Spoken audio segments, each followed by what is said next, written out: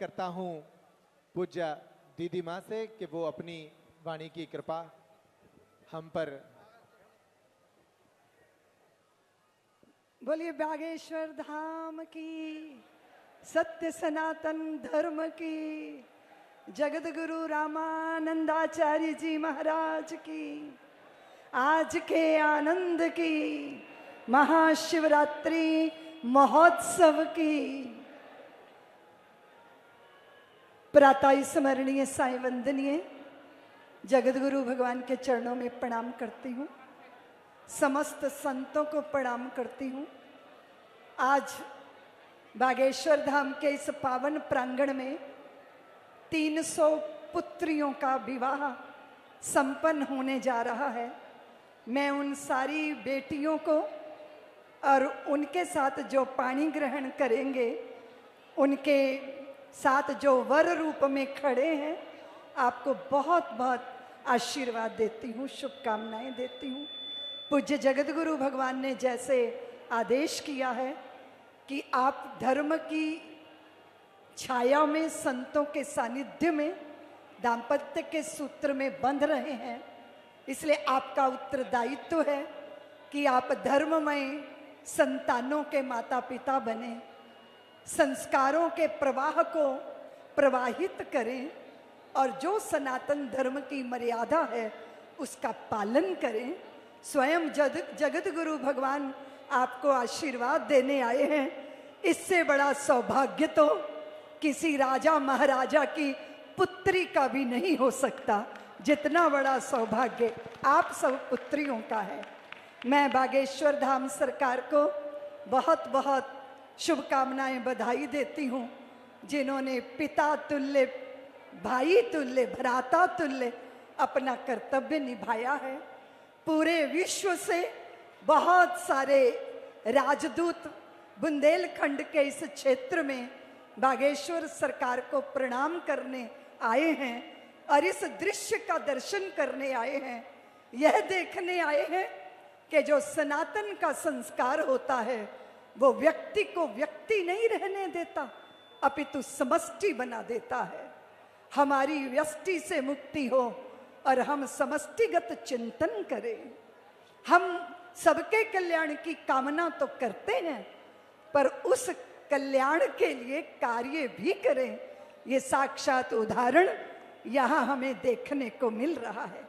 मैं समझती हूँ हम भारतीयों के संस्कारों में है पुत्रियां, हम सबकी पुत्रियां हम मानते हैं, हम सबकी बेटियां।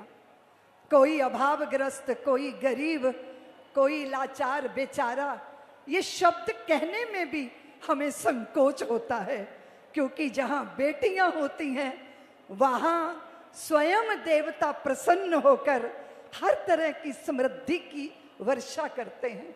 जब पल्ला फैलाकर अपने गुरुदेव से बागेश्वर धाम सरकार उनका आशीर्वाद ले रहे थे, धन के रूप में, वात्सल्य के रूप में, तो मैं सोच रही थी कि जिन पर गुरुओं की, सदगुरुओं की कृपा हो जाती है वो फिर एक के नहीं रहते, वो सबके हो जाते हैं, सबके कल्याण की कामना के साथ कार्य करते हैं।